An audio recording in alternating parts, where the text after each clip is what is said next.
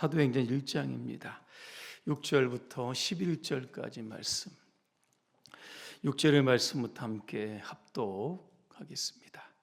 그들이 모였을 때 예수께 여쭈어 이르되 주께서 이스라엘 나라를 회복하심이 이때니까 하니 이르시되 때와 시기는 아버지께서 자기의 권한에 두셨으니 너희가 알 바 아니요 오직 성령이 너희에게 임하시면 너희가 권능을 받고 예루살렘과 온 유대와 사마리아와 땅끝까지 이르러 내 증인이 되리라 하시니라. 이 말씀을 마치시고 그들이 보는데 올려져 가시니 구름이 그를 가리어 보이지 않게 하더라. 올라가실 때에 제자들이 자세히 하늘을 쳐다보고 있는데 흰옷 입은 두 사람이 그들 곁에 서서 이르되 갈릴리 사람들아 어찌하여 서서 하늘을 쳐다보느냐. 너희 가운데서 하늘로 올려지시니 예수는 하늘로 가심을 본 그대로 오시리라 하였느니라. 아멘. 오늘 증인이라고 하는 주제로 말씀드리겠습니다. 할렐루야. 아멘. 옆분과 인사하겠습니다. 당신은 예수의 증인입니다. 증인은 목격자입니다. 예수님의 죽으심을 목격한 사람, 예수님의 부활을 목격한 사람, 십자가의 죽음과 부활을 세상에 전하는 사람, 이런 사람이 바로 증인입니다. 2000년 전에 우리는 예수님의 죽음을 보지 못했습니다. 부활도 역시 보지 못했습니다. 하지만 우리는 믿음으로 예수님의 죽음은 나를 위한 죽음이고 예수의 부활은 나를 위한 부활임을 우리가 믿는 겁니다. 그래서 우리는 이 땅에 살아가는 동안 십자가의 복음과 이 부활의 진리, 영생의 소망을 힘있게 전하는 증인으로 살아야 하는 겁니다. 사도행전들은 사도들의 이야기입니다. 사도들이 성령을 받고 교회를 세우고 복음을 확장시켜가는 그러한 역사들이 기록되어 있습니다. 사도가 무슨 뜻입니까? 보내심을 받았다. 파견된 사람, 하나님의 대사, 이게 바로 사도들입니다. 신약 시대의 사도들은 12사도에 늘 한정되어 있습니다.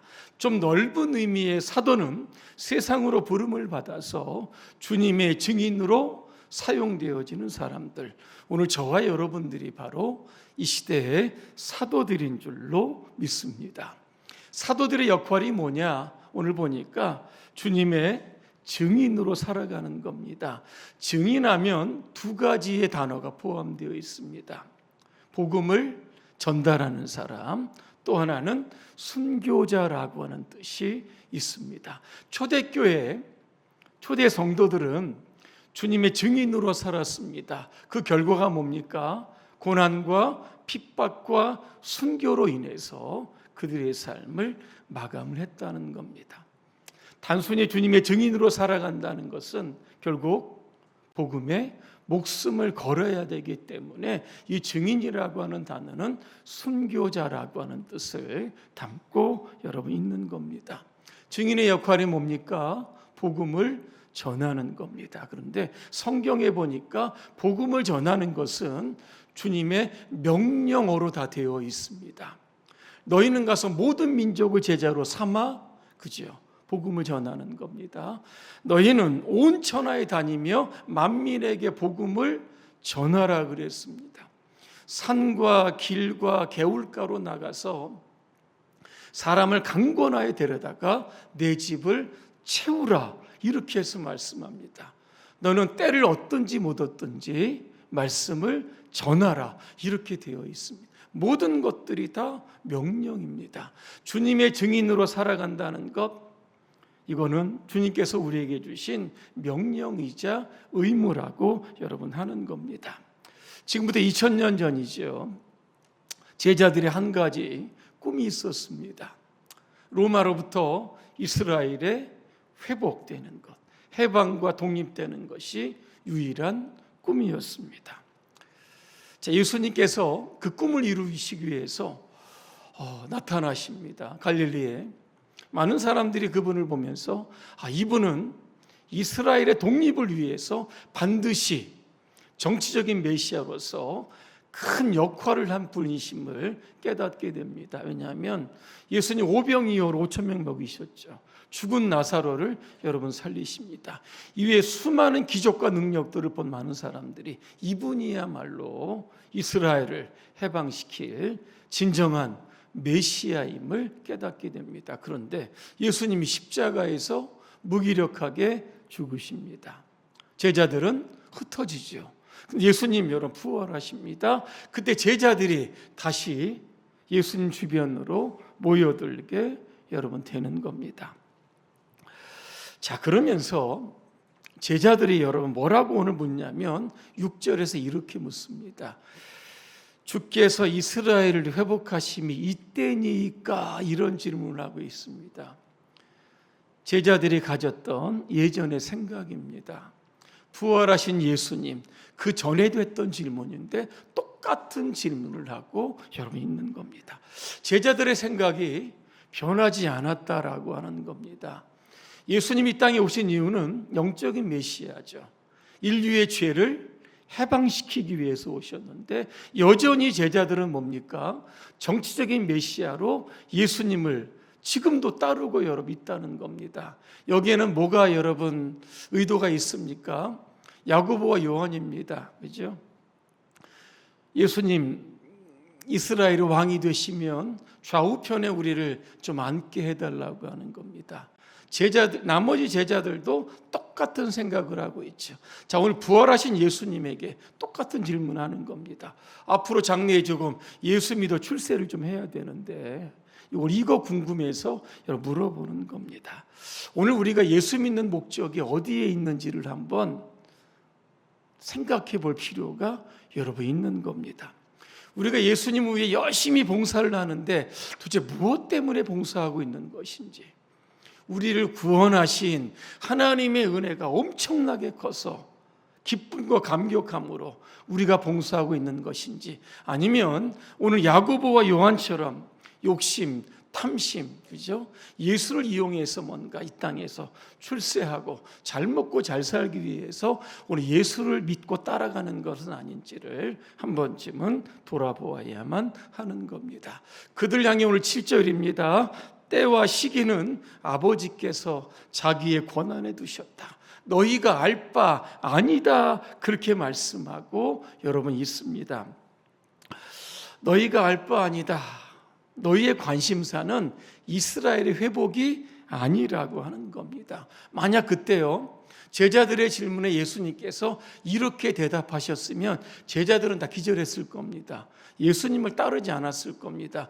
이스라엘 독립이 여러분 언제 됩니까? 1948년 5월 14일입니다. 2000년 뒤에 독립할 거야 이렇게 이야기했다면 제자들 다 아마 여러분 놀랐을 겁니다. 너희가 알 바 아니요, 무슨 뜻입니까? 삶의 모든 것, 앞으로 되어질 일들을 다 하나님께 맡겨라. 여러분 이 뜻을 담고 있습니다. 요즘 매스컴을 이렇게 들여다보시면 유독 무당들이 많이 나옵니다. 여러분 모르시겠습니까? 드라마도 귀신 이야기 굉장히 많이 나옵니다. 저만 TV 보나요? 여러분 안 보십니까? 인스타그램이나 쇼 영상 보면 굉장히 많이 나옵니다.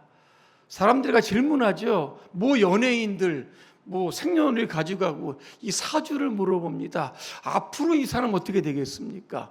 대선 전이죠. 누가 대통령 되겠는가, 그죠? 이런 질문을 누가 얘기합니까? 무당들에게 가서 여러분 엄청나게 합니다. 모두가 미래가 궁금하겠죠.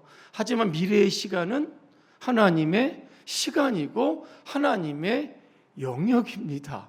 무당이 알 수 있는 것이 아닙니다. 무당은 귀신의 사주를 받아서 이야기하는 하수인에 불과한 겁니다.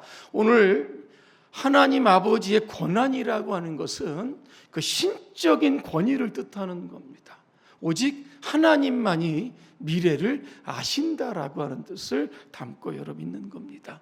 성경에 보니까 하늘에 나는 새 언제 떨어질지 하나님이 아시죠.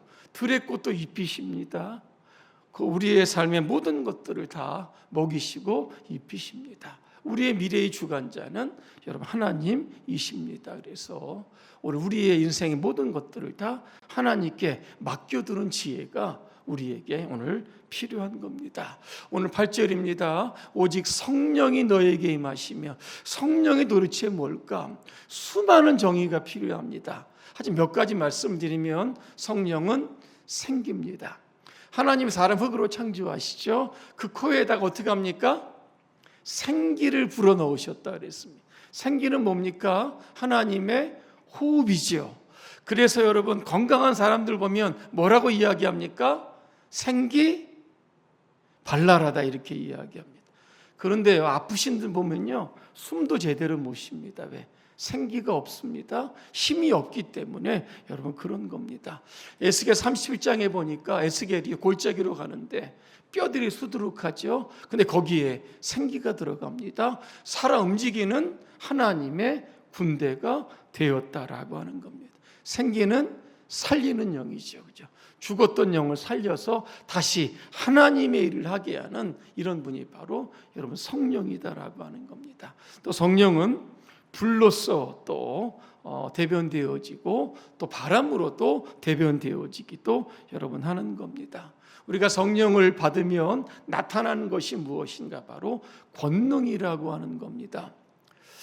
한 젊은이가요, 폭발물을 발견합니다. 이 이름을 뭐라고 지을까? 그리스 약자를 찾아갑니다. 그랬더니 두나미스라고 저라 그랬습니다. 그래서 두나미스를 스웨덴 발음으로 하니까 다이나미트입니다. 영어로 하니까 다이나마이트가 여러분 되는 겁니다. 그죠? 이 권능이라고 하는 것은 다이나마이트처럼 폭발력을 가지고 있다고 하는 겁니다. 자, 예수님의 공생의 사역을 여러분 한번 들여다보시기를 바랍니다. 성령의 기름을 부어 사역하셨다 그랬습니다. 나타나는 현상이 바로 권능일 겁니다. 어떤 일들이 일어납니까? 각종 질병을 고치시죠. 바람과 파도를 잔잔하게 하시고 죽은 자를 살리십니다. 그리고 귀신을 쫓아내셨습니다. 이런 권능을 제자들에게도 동일하게 주셨던 것, 마가복음에 분명하게 여러분 나와 있습니다. 그래서 두나미스 권능은 무엇일까? 영혼을 주님께로 이끌어가는 힘이 바로 이 두나미스라고 하는 겁니다. 교회의 사역, 능력 있게 감당하는 것이 바로 이 권능이라고 하는 것이고, 또 하나 이런 이야기합니다. 천국을 자기의 삶에 가져오는 능력이다. 또 어떤 분은 이렇게 두나미스를 표현하고 있습니다.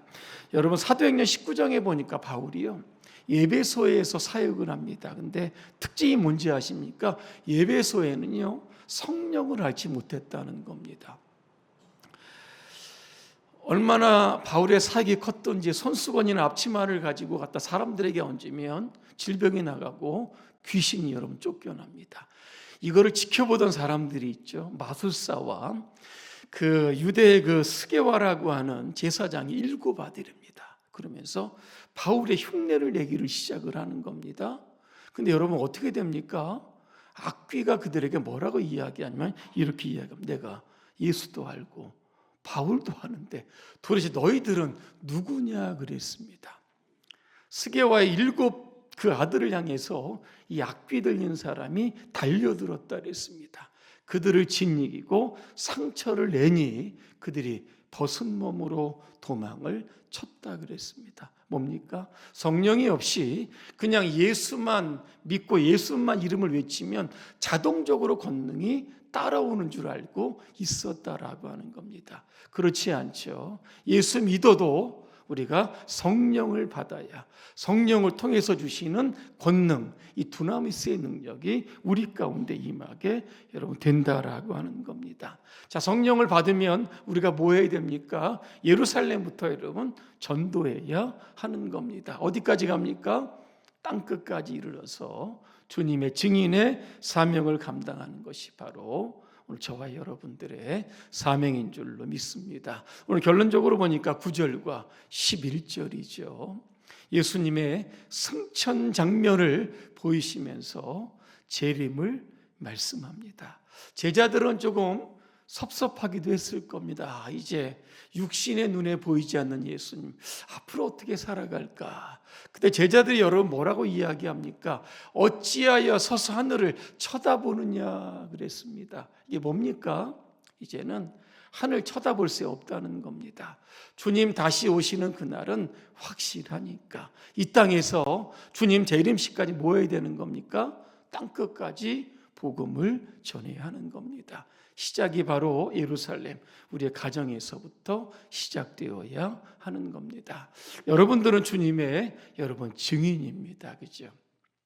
성령을 받아 권능으로 오늘도 내일도 주님 오시는 그날까지 이 전도의 사명, 영혼 구원의 사명자를 감당하시기를 주님의 이름으로 축복합니다. 기도하겠습니다. 은혜로우신 하나님, 우리를 세상에서 불러 예수 믿게 하시고 주님의 증인 되게 하시니 감사합니다. 우리 모두 성령 받고 권능 받고 천하보다 귀한 한 영혼 반드시 주님께로 이끌어가는 증인의 사명 완수하며 살 수 있도록 우리를 붙들어 주시옵소서. 예수님의 이름으로 기도합니다. 아멘.